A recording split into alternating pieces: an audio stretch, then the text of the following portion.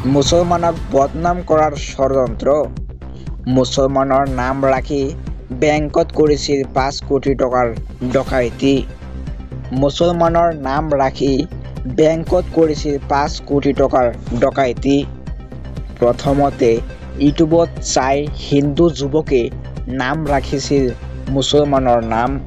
12 ঘণ্টাৰ ভিতৰতে আৰক্ষীয়ে উদ্ধাৰ কৰে বিস্ফোৰক তথ্য। এই ডকাইতি কাণ্ডৰ মাষ্টাৰ মাইণ্ড আছিল হিন্দু যুৱক জয় বাবুখাৰ। জয়ে বেংকত ডকাইতিৰ উদ্দেশ্যৰে হিন্দুৰ পৰা নাম ৰাখিছিল মুছলমানৰ। 6 মাহ পূৰ্বে বেংকৰ চাকৰিত নিযুক্তি পাইছিল জয় উৰ্ফে জিজানে।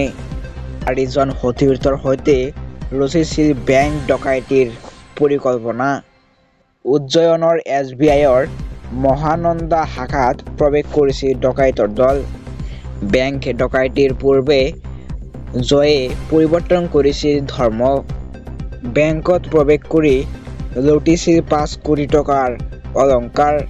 নিশা সংঘটিত কৰিছিল এই ডকাইতি কাণ্ড। আৰক্ষীয়ে 12 ঘণ্টাৰ ভিতৰতে গ্ৰেপ্তাৰ কৰে জয়সহ 5 ডকাইতক। হিন্দু যুৱক জয় বাবুখাৰে ডকাইতিৰ কেইদিনমান পূৰ্বেই ধৰ্ম পৰিৱৰ্তন কৰিছিল। কি কাৰণত জয়ে ধৰ্ম পৰিৱৰ্তন কৰিছিল সেয়া তদন্ত অব্যাহত ৰাখিছে আৰক্ষীয়ে।